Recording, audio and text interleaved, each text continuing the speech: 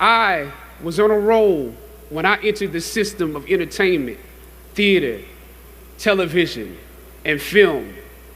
In my first New York audition for a professional play, I landed the lead role.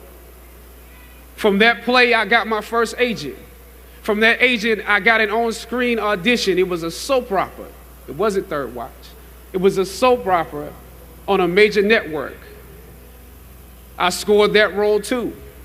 I felt like Mike Tyson when he first came on the scene, knocking out opponents in the first round. With this soap opera gig, I was already promised to make six figures, more money than I had ever seen. I was feeling myself. But once I got the first script, and with soap operas, you very often get the script the night before and you shoot the whole episode in one day with little to no time to prepare. Once I saw the role I was playing, I found myself conflicted. The role wasn't necessarily stereotypical. A young man in his formative years with a violent streak pulled into the allure of gang involvement. That's somebody's real story. Never judge the characters you play. That's what we were always taught. That's the first rule of acting. And any role play, honestly, can be empowering. But I was conflicted because this role seemed to be wrapped up in assumptions about us as black folk. The writing failed to search for specificity. Plus, there was barely a glimpse of positivity or talent in the character, barely a glimpse of hope. I would have to make something out of nothing. I was conflicted. Howard had instilled in me a certain amount of pride, and for my taste, this role didn't live up to those standards. It was just my luck that after filming the first 2 episodes, execs of the show called me into their offices and told me how happy they were with my performance. They wanted me to be around for a long time. They said, if there was anything that I needed, just let them know. That was my opening.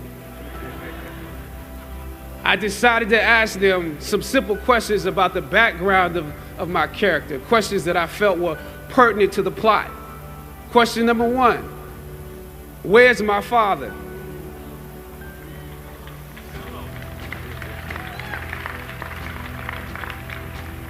The exec answered, well, he left when you were younger. Of course. Okay. Question number 2. In this script, it alluded to my mother not being equipped to operate as a good parent. So why exactly would my little brother and I have to go into foster care? Matter of factly, he answered, well, of course, she's on heroin. That could be real, I guess. But I didn't want to assume that's what it was. If we're around here assuming that the black characters in the show are criminals on drugs and deadbeat parents, then that would probably be stereotypical, wouldn't it? That word stereotypical lingered. One of the execs pulled out my resume and began studying it. The other exec wore a smile, trying to live up to what they had promised me only a few moments before. If there's anything you need, just let us know. She said, as you have seen, things move really fast around here. But we are more than happy to connect you with the writers if you have suggestions.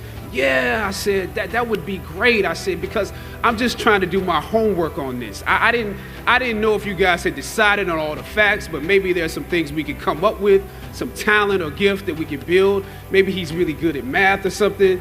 He has to be active. I'm doing my best not to play this character like a victim. So you went to Howard University, huh? The exec holding my resume interrupted, peeking over the pages. Yes, I said proudly. He slid my resume back in his desk and said, thank you for your concerns. We'll be watching you. I left the office. I shot the episode I had come in to shoot on that day. Probably the best one I did out of the 3 because I got what was bothering me off my chest. I was let go from that job on the next day. A phone call from my agent. They decided to go another way. The questions that I asked set the producers on guard and perhaps paved the way for a less stereotypical portrayal for the black actor that stepped into the role after me. As the scripture says, I planted the seed and Apollos watered it, but God kept growing. God kept it growing. Yet and still, when you invest in a seed, watching it grow without you, that is a bitter pill to swallow. A bitter pill. Anybody that's ever been fired knows what I'm talking about. Even if you really don't want the job, when they let you go, it's like any breakup. You act like you don't care. I didn't need that damn job anyway. I didn't need them. But when you have those moments alone, you start to wonder if there was a better way to handle it. And if you could have handled it better, maybe you could help your family. And then before you know it, you're broke. And you find yourself scraping together change just so you can ride the subway so that you can get the next job. And maybe if you could book something else, that would eclipse the feeling of doubt that's building. But it seems like you can't pay them to hire you now. My agents at the time told me it might be a while before I got a job acting on screen again. Sometimes you need to get knocked down before you can really figure out what your fight is and how you need to fight it. Throughout ancient times, institutions of learning have been built on top of hills to convey that great struggle is required to achieve degrees of enlightenment. Each of you had your own unique difficulties with the hill. For some of you, the challenge was actually academics. When you hear the words magna cum laude, you know that's not you. That's not you. You worked hard, you did your best, but you didn't make A's or B's, sometimes C's. You never made the dean's list, but that's okay. You're here on top of the hill. And I want to say something to that. You know, sometimes your grades don't give a real indication of what your greatness might be. So it really is okay. For others, it was financial. You and your family struggled to make ends meet every semester of your matriculation. You had to stand in one line to get to another line, to get to another line for somebody that might help you. You had to work an extra job or two, but you're here. For a lot of you, not all, but a lot of you, your hardest struggle was social. Some of you never fit in. You were never as cool and as popular as you wanted to be, and it bothers you. So your social struggles here became psychological. Even though you made it up the hill, you carry the baggage of rejection with you, but you're here. Or some of you went through something traumatic. You made it to the top of the hill, but not without scars and bruises. Some of you fit in too much. You were on the yard rapping on your frat block when you were supposed to be in class. Or you got caught up in the DC party life. You carry the baggage of too much acceptance. When completing a long climb, one first experiences dizziness, disorientation, and shortness of breath due to the high altitude.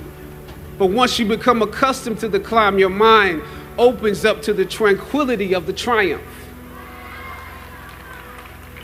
Oftentimes, the mind is flooded with realizations that were for some reason harder to come to when you were at a lower elevation. At this moment, most of you need some realizations because right now you have some big decisions to make.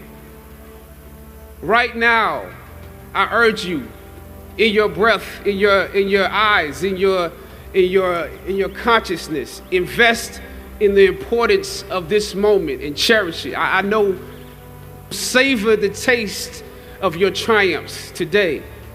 Don't just swallow the moment whole without digesting what has actually happened here.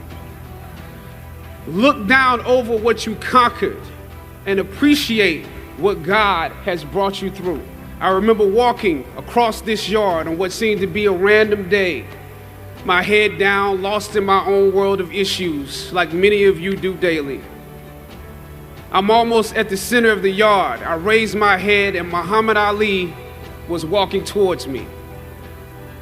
Time seemed to slow down as his eyes locked on mine and opened wide. He's raised his fist into a quintessential guard. I was game to play along with him, to act as if I was a worthy opponent. What an honor to be challenged by the GOAT, the greatest of all time, for a brief moment. His face was as serious as if I were Frazier in The Thriller in Manila, drawing from his victories and his losses. At that moment, I realized something new about the greatness of Ali and how he carried his crown. I realized that he was transferring something to me on that day. He was transferring the spirit of the fighter in me. He was transferring the spirit of the fighter to me. He was transferring the spirit of the fighter to me. Sometimes you need to feel the pain and sting of defeat to activate the real passion and purpose that God predestined inside of you. God says in Jeremiah, I know the plans I have for you. Plans to prosper you and not to harm you. Plans to give you hope and a future. When you have reached the hilltop and you are deciding on next jobs, next steps, careers, further education, you would rather find purpose than a job or a career. Purpose crosses disciplines. Purpose is an essential element of you. It is the reason you are on the planet at this particular time in history. Your very existence is wrapped up in the things you are here to fulfill. Whatever you choose for a career path, remember the struggles along the way are only meant to shape you for your purpose.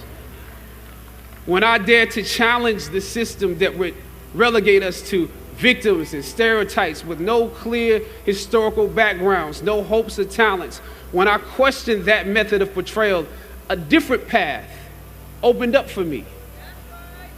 The path to my destiny. When God has something for you, it doesn't matter who stands against it.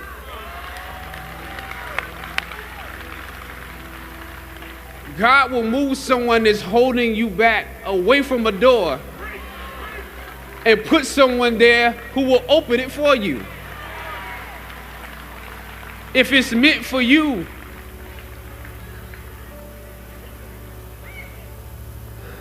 I don't know what your future is, but if you're willing to take the harder way, the more complicated one, the one with more failures at first than successes, the one that has ultimately proven to have more meaning, more victory, more glory, then you will not regret it.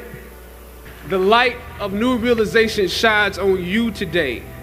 As you commence to your past, press on with pride and press on with purpose. God bless you. Now, this is your time.